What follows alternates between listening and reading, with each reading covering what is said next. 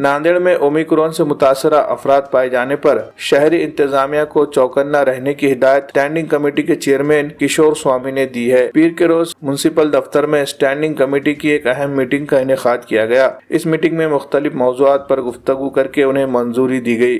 Corona क़वानीन पर municipal corporation हुदूद में सख्ती से अमलावरी को मुमकिन बनाने के अहकाम दिए गए। इसके अलावा इस बात पर भी तवज्जो दिलाई गई कि शहर में कैरी बैग पर पाबंदी होने के बावजूद बड़े पैमाने पर इसका इस्तेमाल देखने में आ रहा है। गैर कानूनी तरीके से कैरी बैग के इस्तेमाल करने वाले अफराद के खिलाफ भी कार्रवाई करने की हिदायत दी गई। शहर के अहम मुकामात पर गैर कानूनी कब्जे भी बढ़ते जा रहे हैं और उन्हें हटाने के लिए भी कार्रवाई करने की जरूरत का इजहार किया गया। खास तौर पर हाथ गाड़े वाले जो रास्ते के किनारे लगाए जा रहे हैं, जिसकी वजह से ट्रैफिक निज़ाम में बदनज़मी पैदा हो रही है।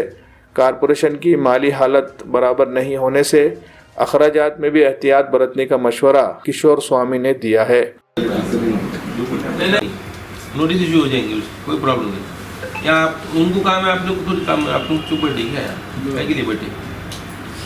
स्थायी समितीचे विषय होते काही आमच्याकडं, ज्याला आपण फायर ब्रिगेड म्हणतो त्या संदर्भात काही सामान खरेदीचा विषय होता आणि काही असे एकूण 12-13 विषय होते। त्यातले काही कर्मचाऱ्यांचे अपील होते, ते सोडून बाकीचे सर्व विषय आज पास करण्यात आलेले आहेत। आणि आत्ताच माहिती पडली की ओमिक्रॉनचे पण आपल्याकडं नांदेड शहरामध्ये 2-3 पेशंट निघालेत असे आज माहिती मिळालेली आहे। त्या संदर्भात आम्ही आमच्या म्हणजे आरोग्य विभागाला दक्ष राहण्याच्या सूचना केल्यात। कुठल्याही परिस्थितीमध्ये जनतेला इथं सोयीसुविधापासून त्यांना कुठलीही अडचण येऊ नये यासाठी ज्या ज्या काही उपाययोजना करायच्या आहेत ते तात्काळ तुम्ही चालू करा असे आम्ही संबंधित त्यांना आदेश दिलेले आहेत।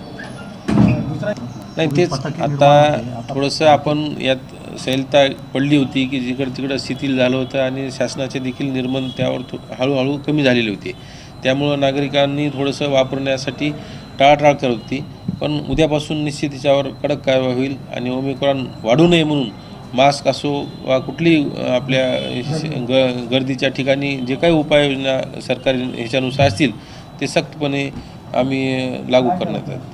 हो, मी बरेच वेळेस मागेही पाहिलं आणि आत्ताही मी सांगितले की प्लास्टिकचे जे काही कॅरी बॅग असो किंवा प्लास्टिकवरच्या वापरावर जे सरकारचे नियमामध्ये बसत नाहीत, त्याच्यावर ज्या ज्या गोष्टीवर बंदी आहे त्या ह्याच्यासाठी सक्त आदेश दिलेत की त्यांच्या जे कोणी असे ठेवत असतील तर त्यांच्यावर कारवाई करण्यात येईल।